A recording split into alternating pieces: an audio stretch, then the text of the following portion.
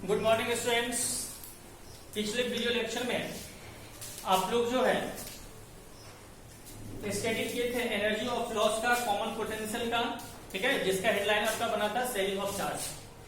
आज के लेक्चर में आप लोगों को वान डी ग्राफ जनरेटर के बारे में पढ़ाया जाएगा, जो कि आपका चैप्टर 2 का लास्ट लेक्चर हो जाएगा।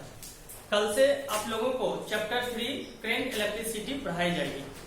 एक चीज थोड़ा सा मैं आपको इन्फॉर्म कर देता हूं कि कल का क्लास जो आपका लाइव क्लास था, ठीक है, तो लाइव क्लास में कुछ प्रॉब्लम आ रही है। अगर वो प्रॉब्लम आज सॉल्व हो जाएगा तो कल मैं आपको लाइव क्लास दे दूंगा, और अगर नहीं सॉल्व हो पाई तो आपको पढ़ाई तो होगी नहीं, पढ़ाई बाधित नहीं रहेगी, वो आपका रिकॉर्डेड वीडियो जाएगा। इसलिए आप लोग जो है 8 से 9 में जो आपका टाइम है, 8 बजे आप ओपन करके देख लोगे चैनल को। अगर लाइव शो करेगा तो पढ़ लेना, और लाइव अगर शो नहीं किया तो आपको रिकॉर्डेड वीडियो चला जाएगा, ठीक है ना। लेकिन ये ध्यान रखोगे कि कल से सारे बच्चे डेली क्लास करोगे, ठीक है ना, क्योंकि उसके बाद अगर क्लास आप एब्सेंट करते हो तो फिर आपको समझ में नहीं आएगी। एक बात है। दूसरी चीज है, आप हर हालत में तुरंत जो है वीडियो जो ही अपलोड होगा आप वीडियो देख लोगे। और आपको मैं बता दिया हूँ, वीडियो आप लोग का जो है लेटेस्ट, मान लीजिए कि 8 बजे मैं बनाता हूँ तो आपको 12 बजे के अंदर आपके पास चला जाएगा, क्योंकि अपलोड करने में रिकॉर्डेड वीडियो में टाइम लगती है ज्यादा, ठीक है ना। इसलिए आप लोग ये ध्यान रखोगे कि कल अगर लाइव क्लास शो करेगा तो देख लोगे, और अगर लाइव क्लास शो नहीं कर पाया तो आपको रिकॉर्डेड वीडियो जाएगा, लेकिन पढ़ाई बाधित नहीं रहेगी, इस चीज को ध्यान रखोगे, ठीक है ना। तो आज का टॉपिक हम लोग का वान डी ग्राफ जनरेटर है, तो हम लोग लिखे वान डी ग्राफ जनरेटर। स्टार्ट लगा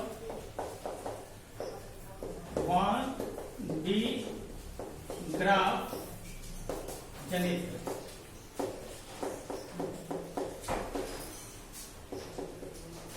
वान डी ग्राफ जनरेटर, वान डी ग्राफ जनरेटर, ठीक है, वान डी ग्राफ जनरेटर। अब देखो तो वान डी ग्राफ जनरेटर क्या होता है, ध्यान से समझोगे। वान डी ग्राफ जनरेटर एक मशीन है, और ये मशीन क्या करती है, 10 लाख या इससे अधिक का विभवांतर उत्पन्न करती है। यानी अगर आपसे पूछा जाए कि what do you mean by one D graph generator, one D graph generator क्या है, तो आप क्या बोलोगे कि वैसी युक्ति या वैसी मशीन जिसके द्वारा 10 लाख या इससे अधिक का विभवांतर उत्पन्न किया जा सके, उससे हम क्या करते हैं, वान डी ग्राफ जनरेटर करते हैं। तो लिखिए वैसी युक्ति, वैसी युक्ति जो 10 लाख या इससे अधिक, जो 10 लाख या इससे अधिक का विभवांतर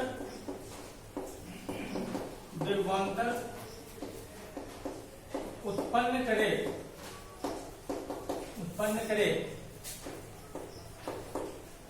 वान डी ग्राफ जनरेटर कहलाता है।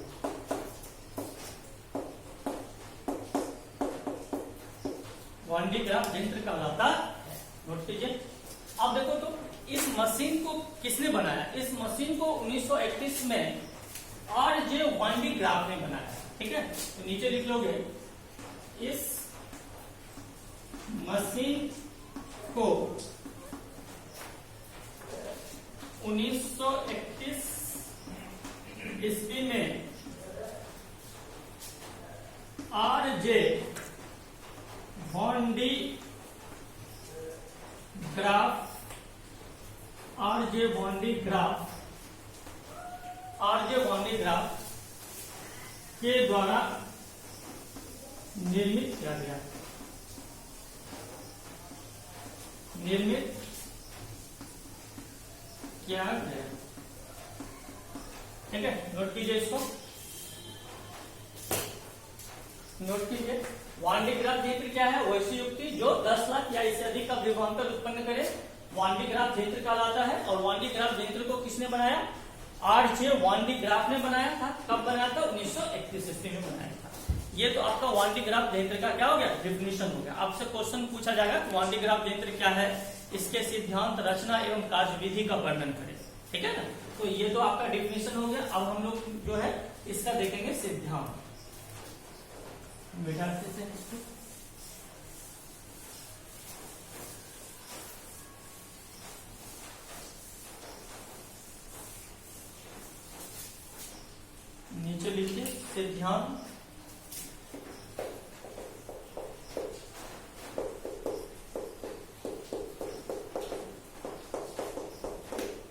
प्रिंसिपल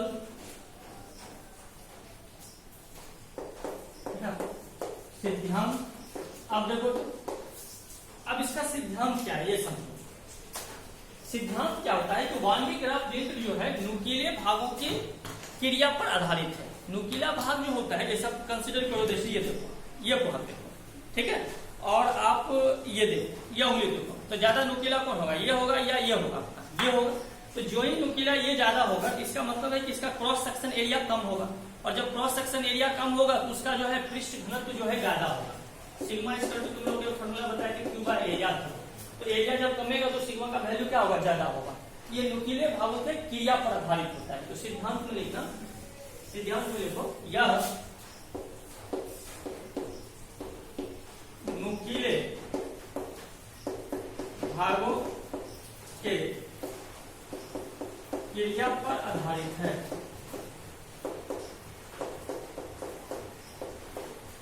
यह नुकीले भागों के क्रिया पर आधारित है। सिद्धांत, यह नुकीले भागों के क्रिया पर आधारित है। ये सिद्धांत हो गया। अब हम लोग जो है स्टडी करेंगे इसका रचना, कंस्ट्रक्शन, रचना लिखो, रचना कंस्ट्रक्शन।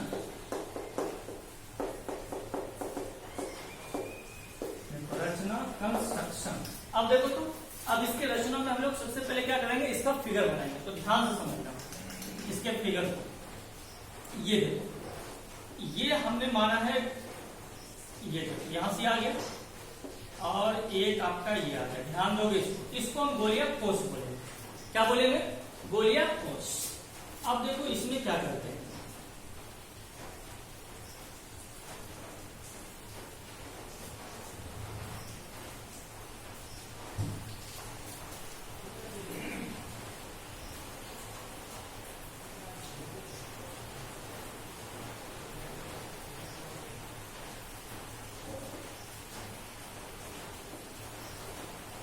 ये हो गया आपका।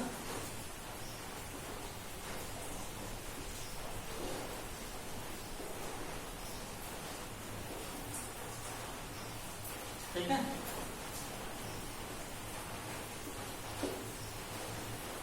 उसी टाइप से आप जो है इसको ले लोगे, यहां से ये ले लेंगे और इस लाइन को ऐसे मिला देंगे। ठीक है, आप देखो तो इसको हम लोग लिखेंगे, ये तुम्हारा हो गया। ये देखो यहाँ जीरो पोटेंशियल लिखना है, ZERO, zero potential, POTENTIAL, zero potential. ठीक है, अब यहाँ के बाद देखो इसको हम लोग क्या करेंगे, ये आपका वन वे ग्राफ जनरेटर का फिगर बन रहा है ना, इसको देखो क्या। अब यहाँ के बाद करना है हमको, इसमें देखो ये दो पुल्ली लगा रहा था, ये देखो यहां से, और ये देखो, इससे इसको मिला दोगे और इससे इसको मिला दोगे, ठीक है ना। इसका नाम लिखोगे P1 और इसका नाम लिखोगे P2, ये पुल्ली का नाम, ठीक है। अब यहां पर देखो एक कंघी होता है, इसको हम बोले C1, ठीक है, और इसको यहां से लेके यहां पे प्लस कर दोगे और ये लाइन पे जो है यहाँ पे आप माइनस कर दोगे, ठीक है। इस कंघे का नाम C1 दे दिए और यहाँ पर भी एक बना दोगे, ये C2 का होगा और ये जुड़ा रहेगा तुम्हारा इस लाइन से, ठीक है ना। अब देखो इसको क्या बोलेंगे, ये P से हो गया पुल्ली, P क्या कहलाया, पुल्ली। ये C1 और C2 जो देख रहे हो यहाँ C, इसको बोलेंगे संग्राहक कंघी, कलेक्टर फॉर्म, संग्राहक कंघी। और ये देखो C1 देख रहे हो ना, ये C1 को बोलोगे स्प्रे कंघी, स्प्रे कंघी। और इसको देखो बोलोगे विद्युत रोधी स्टैंड, विद्युत रोधी स्टैंड, ठीक है। और ये तुम्हारा हो जाएगा चमड़े की बेल्ट, चमड़े की बेल्ट। अब ध्यान से इसको समझिए, इसके रचना में हम क्या क्या लिखेंगे। एक चीज और समझ लो, ये जो देख रहे हो इसको बोलोगे गोलिया कोष। ये तुम्हारा होगा गोलिया कोष, ठीक है। अब पहले फिगर बना लोगे, उसके बाद हम बोलते जाएंगे और आप लोग नोट करते जाओगे। जो भी बच्चे लेक्चर देख रहे हो फिगर पहले बना लोगे, उसके बाद हम जैसे जैसे बोलेंगे वैसे तो तुम लोग नोट करते जाओगे, हम बोर्ड पे लिखेंगे, ठीक है ना। अब ध्यान से इसको समझो, इसके रचना में क्या क्या होता है। ये जो तुम गोल वाला देख रहे हो इसको हम लोग बोलेंगे गोलिया कोष। क्या बोलेंगे? गोलिया कोष। और ये लाइन जो देख रहे हो इसको हम बोले विद्युत रोधी स्टैंड बोले। ये जो तुम देख रहा है ये चमड़े का बेल्ट होता है या रेशम का भी हो सकता है, ठीक है ना। इसको हम लिखे चमड़े की बेल्ट। ये जो देख रहा है, ठीक है। ये C1 देखो, यहाँ C1 लिखा है, इसको बोलेंगे स्प्रे कंघी। C1 को क्या बोलेंगे? स्प्रे कंघी। ये देखो ये चीज है, ये हो गया स्प्रे कंघी। यहाँ देखो ये C2 है, C2 को हम बोलेंगे संग्राहक कंघी। ये जो देख रहे हैं C2 को बोलेंगे संग्राहक कंघी। समझ आ रहा। अब यहाँ पर P1 और P2 को बोलेंगे फुल्ली। P1 और P2 क्या बोलेंगे? फुल्ली। फिर से समझा रहे हैं, फिर ध्यान दो। ये जो देख रहे हो इसको क्या बोलोगे? गोलिया कोष। ये P1 और P2 को क्या बोलोगे? फुल्ली। ये C2 क्या कहलाएगा? संग्राहक कंघी। C1 क्या कहलाएगा? स्प्रे कंघी, ठीक है। ये जो देख रहे हो इसको बोलेंगे विद्युत रोधी स्टैंड, और ये जो वाला देख रहे हो ना इसको बोलेंगे चमड़े की बेल्ट। अब इसी चीज को आपको लैंग्वेज में लिखना है, तो लैंग्वेज में जब लिखोगे तो आप लोग क्या लिखोगे ध्यान समझना। ये नोट कर लो, नोट करने के बाद मैं बोल रहा हूँ उसको साथ साथ लिखते चले जाओ। देखो देखो इसमें नोट करते जाइएगा, फिगर के बाद लिखना है आपको। देखिए इसमें लगभग 5 मीटर व्यास वाला, इसमें लगभग 5 मीटर व्यास वाला एक गोलिया कोष होता है। एक गोलिया कोष होता है, एक गोलिया कोष होता है जो विद्युत रोधी स्टैंड के सहारे, जो विद्युत रोधी स्टैंड के सहारे, जो विद्युत रोधी स्टैंड के सहारे खड़ा रहता है, जो विद्युत रोधी स्टैंड के सहारे खड़ा रहता है। फिर सुनो, देखो फिर से बोलो, फिर ध्यान दो। तो इसमें 5 मीटर व्यास वाला एक गोलिया कोष होते हैं जो विद्युत रोधी स्टैंड के सहारे खड़ा रहता है। उसके बाद लिखेगा, देखो इसमें P1 एवं P2 दो पुल्ली, इसमें P1 एवं P2 दो पुल्ली, इसमें P1 एवं P2 दो पुल्ली चमड़े के बेल्ट के सहारे जुड़ी रहती है। इसमें P1 एवं P2 दो पुल्ली चमड़े के बेल्ट के सहारे जुड़ी रहती है, जो हमेशा घूर्णन करते रहता है, जो हमेशा घूर्णन करते रहता है, जो हमेशा घूर्णन करते रहता है। देखिए उसके बाद लिखिएगा, देखो इसमें स्प्रे कंघी C1, इसमें स्प्रे कंघी C1, इसमें स्प्रे कंघी C1 तथा संग्राहक कंघी C2 होता है। इसमें स्प्रे कंघी C1 तथा संग्राहक कंघी C2 होता है। देखिए ये कब लिखना, देखो इस व्यवस्था को एक लोहे के टैंक में बंद किया जाता है। इस व्यवस्था को एक लोहे के टैंक में, इस व्यवस्था को एक लोहे के टैंक में बंद किया जाता है। हो गया, ये था इसका रचना, ठीक है। ये इसका क्या था? रचना। अब हम लोग इसका देखेंगे कार्य विधि। तो नीचे लिखिएगा, वो लैंग्वेज के बाद लिखिएगा नीचे कार्य विधि। ध्यान से समझो, आपको लिखते चले जाएगा, हम बोर्ड पर नहीं लिखेंगे इसको, ठीक है ना। देखो कार्य विधि वर्किंग, कार्य विधि वर्किंग। अब देखो तो कार्य विधि क्या होता है, ध्यान से समझो। कार्य विधि वर्किंग, कार्य विधि में हम लोग क्या लिखेंगे, ये देखो स्प्रे कंघी। इस स्प्रे कंघी को उच्च पॉजिटिव विभव के द्वारा आवेशित किया जाता है। पहले समझो, उसके बाद लिखेंगे। इसको उच्च पॉजिटिव विभव से आवेशित किया जाता है, जिससे प्राप्त धन आवेश को यह चमड़े की बेल्ट, ये जो देख रहे हो ना, इस बेल्ट पर बौछार कर देता है। ठीक है, ये चमड़े की बेल्ट पर क्या करता है, बौछार कर देता है। और चूंकि ये बेल्ट घूमते रहता है, ये वाला पोर्शन जो ही C2 के पास पहुंचता है, प्रेरण के कारण ये C2 जो है वो ऋणात्मक हो जाता है, और इसका बाहर जो ये गोलिया कोष है, गोलिया कोष का बाह्य पृष्ठ जो है धनात्मक हो जाता है। ये वाला क्या हो जाता है, धनात्मक हो जाता है। ठीक है, और जब फिर मान लो कि ये वाला पोर्शन जब यहाँ पहुंचता है, तो फिर ये चलते चलते जो है फिर ये कहाँ जाता है, ये C1 के पास आ जाता है। फिर इस पर क्या होता है, धन आवेश का बौछार होता है। फिर ये C2 के पास जाता है, फिर इसको ये ऋणात्मक बनाएगा, और ये बाहर वाला जो देखा है इसको क्या कर देता है, धनात्मक बना देता है। और यही प्रक्रिया लगातार चलते रहती है, और ये गोलिया कोष पर जो है आवेश की मात्रा धीरे धीरे क्या होता है, बढ़ते चला जाता है, जो कि यह कुछ विभव को उत्पन्न करता है। तो लिखो, अब नीचे सब लिखिए, लिखा वर्किंग, नीचे लिखिए,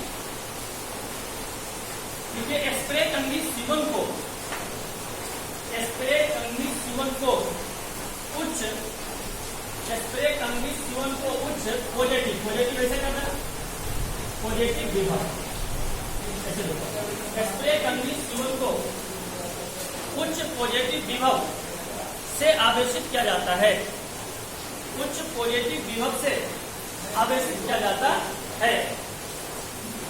ठीक है, आवेशित किया जाता है, जो प्राप्त धनावेश को, जो प्राप्त धनावेश को, जो प्राप्त धनावेश को चमड़े की बेल्ट पर बौछार कर देता है, जो प्राप्त धनावेश को, जो प्राप्त धनावेश को चमड़े की बेल्ट पर बौछार कर देता है, जो प्राप्त धनावेश को चमड़े की बेल्ट पर बौछार कर देता है। देखो, बेल्ट का यह भाग, बेल्ट का यह भाग, बेल्ट का यह भाग जब C2 के पास पहुंचता है, बेल्ट का यह भाग जब C2 के पास पहुंचता है, तो प्रेरण के कारण, तो प्रेरण के कारण, तो प्रेरण के कारण, तो प्रेरण के कारण C2 को ऋणात्मक, तो प्रेरण के कारण C2 को ऋणात्मक एवं गोलिया कोष के बाह्य पृष्ठ को, एवं गोलिया कोष के बाह्य पृष्ठ को, एवं गोलिया कोष के बाह्य पृष्ठ को धनात्मक कर देता है, एवं गोलिया कोष के बाह्य पृष्ठ को धनात्मक कर देता है, एवं गोलिया कोष के बाह्य पृष्ठ को, एवं गोलिया कोष के बाह्य पृष्ठ को धनात्मक कर देता है। इसलिए यह प्रक्रिया लगातार चलते रहती है, यह प्रक्रिया लगातार चलते रहती है, यह प्रक्रिया लगातार चलते रहती है। फलस्वरूप गोलिया कोष पर, फलस्वरूप गोलिया कोष पर यह प्रक्रिया लगातार चलते रहती है। फलस्वरूप गोलिया कोष पर आवेश की मात्रा काफी बढ़ जाती है। फलस्वरूप यह प्रक्रिया चलती रहती है, फलस्वरूप गोलिया कोष के पृष्ठ पर आवेश की मात्रा काफी बढ़ जाती है। इसलिए इसका लिखेगा, आवेश के रिसाव को रोकने के लिए, आवेश के रिसाव को रोकने के लिए, आवेश के रिसाव को रोकने के लिए इसके चारों तरफ, इसके चारों तरफ लोहे के टैंक का आवरण, इसके चारों तरफ लोहे के टैंक का आवरण चढ़ा दिया जाता है। इसके चारों तरफ लोहे के टैंक का आवरण चढ़ा दिया जाता है। जो हो गया आपका। तो आपने क्या देखा, अगर आपसे क्वेश्चन पूछता है कि वाल्मीकि यंत्र क्या है, इसके सिद्धांत, रचना एवं कार्यविधि का सचित्र उल्लेख करें, तो आपको 5 नंबर में क्वेश्चन देगा और आप आराम से बना सकते हो। वाल्मीकि यंत्र की डिफिनेशन बता दिए, सिद्धांत बता दिए, रचना बता दिए और कार्यविधि। ठीक है, अब जो है इसमें एक पॉइंट आप और नोट कर लीजिएगा। आपको हो सकता है आपको इसका वर्किंग पूछ दे, ये वर्किंग दिखाई दी, इसका यूज पूछे आपको, इसका क्या क्या उपयोग होता है। तो देखिए इसका कहाँ कहाँ उपयोग होगा पहले बोल तो नीचे स्टार लगा लिखो उपयोग।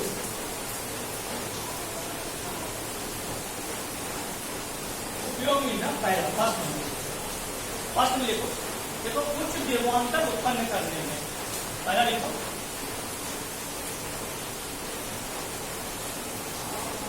कुछ विभवांतर उत्पन्न करने में। दूसरा लिखोगे न्यूट्रॉन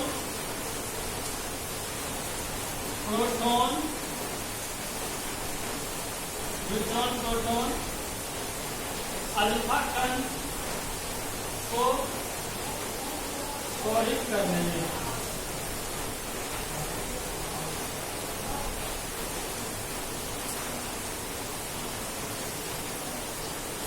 ठीक है,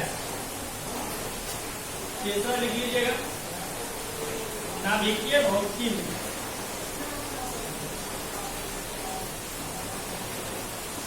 नाभिकीय भौतिकी